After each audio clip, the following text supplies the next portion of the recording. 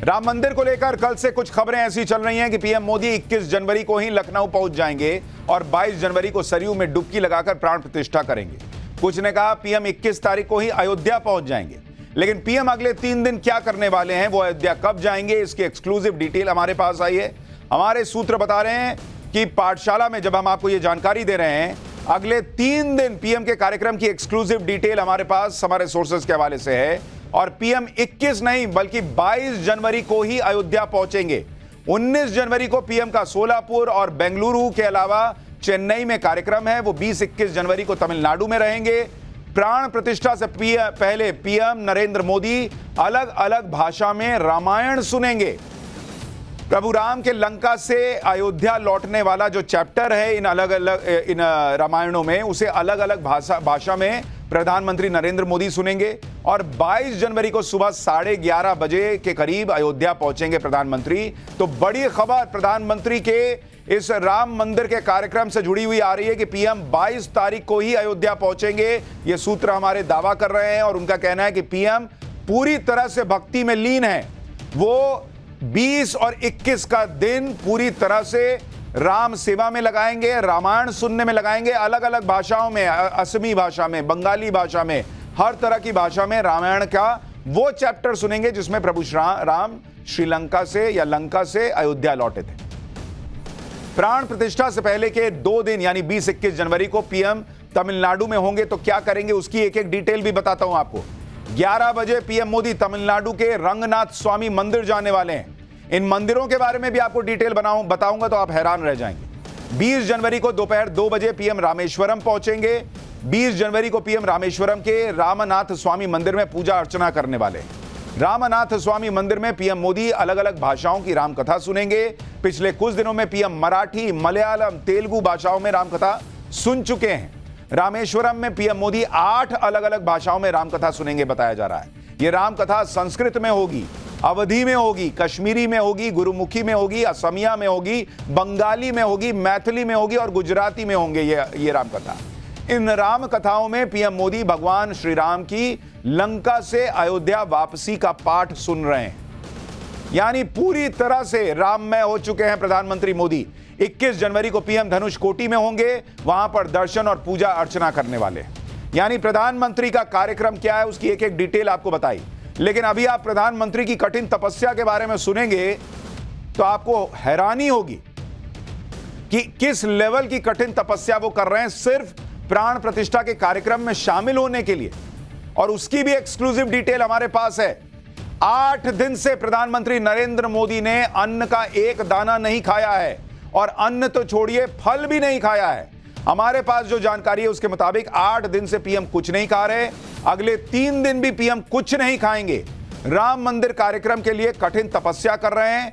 8 दिन से प्रधानमंत्री नरेंद्र मोदी सिर्फ नारियल पानी पी रहे हैं और दिन में मात्र 2 बार, यह भी नहीं कि दिन भर नारियल पानी पी रहे हैं, मात्र 2 बार दिन भर में नारियल पानी पीते हैं और कुछ नहीं खाते हैं, ना फल ना कोई अन्न, कुछ ग्रहण नहीं कर रहे हैं।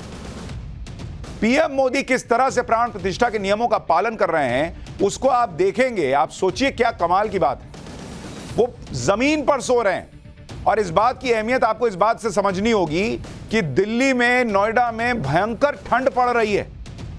मोटे मोटे जैकेट लोग पहन रहे हैं। दिल्ली में रिकॉर्ड सर्दी पड़ रही है, लेकिन नरेंद्र मोदी जमीन पर गद्दा भी नहीं बिछा रहे, जमीन पर सो रहे हैं। क्यों? क्योंकि उनको प्राण प्रतिष्ठा के कार्यक्रम में जाना है। ये तपस्या कर रहे हैं।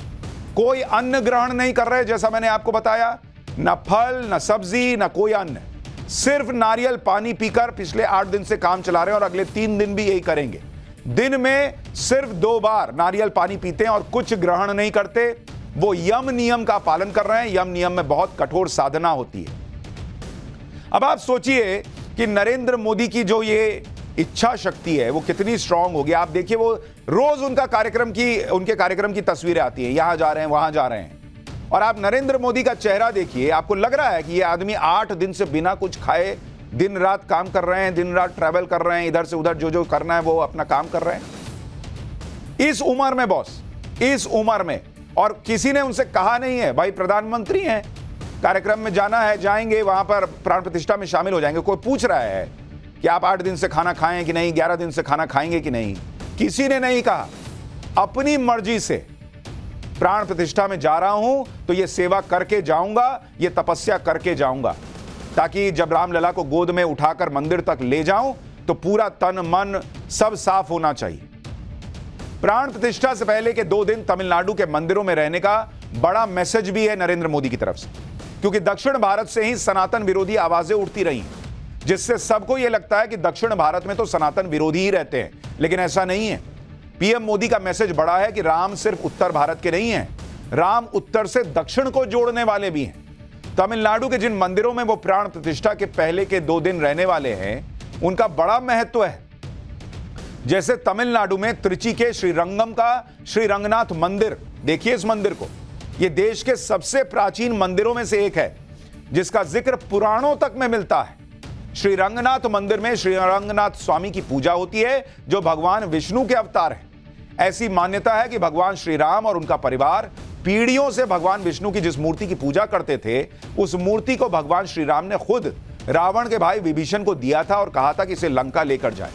माना जाता है कि यही मूर्ति श्री रंगम के इस मंदिर में आज भी विराजमान है।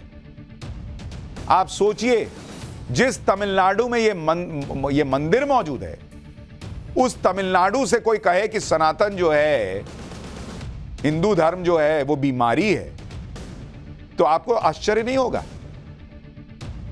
इसी तरह से 20 जनवरी को ही पीएम तमिलनाडु के श्री रामनाथ स्वामी मंदिर में भी जा रहे हैं। श्री रामनाथ स्वामी मंदिर में भगवान शिव की पूजा होती है। यह माना जाता है कि इस मंदिर में जो शिवलिंग स्थापित है, उसे भगवान श्री राम और माता सीता ने खुद स्थापित किया था और इसकी पूजा करते थे। ये 12 ज्योतिर्लिंगों और 4 धाम बद्रीनाथ, द्वारका, पुरी और रामेश्वरम में से एक है। 21 जनवरी को यानी प्राण प्रतिष्ठा से एक दिन पहले पीएम मोदी धनुषकोटी में भी होंगे। धनुषकोटी दक्षिण भारत का आखिरी छोर है। ये देखिए धनुषकोटी। धनुषकोटी में कोथंद रामा स्वामी मंदिर है। कोथंद राम का मतलब है धनुष के साथ भगवान राम। धनुषकोटी वो जगह है जहां से भगवान श्री राम ने लंका तक जाने के लिए राम सेतु का निर्माण किया था। इसी मंदिर में पहली बार भगवान श्री राम और विभीषण की मुलाकात हुई थी और यही जगह है जहां भगवान श्री राम ने विभीषण का लंका के राजा के तौर पर राज्याभिषेक भी किया। पीएम की यह तपस्या 11 जनवरी से शुरू हुई थी। 11 जनवरी से ही पीएम अपनी जिम्मेदारियों के साथ साथ भक्त के रूप में अपनी साधना और तपस्या में जुट गए। वो अलग अलग मंदिर लगातार जा रहे हैं।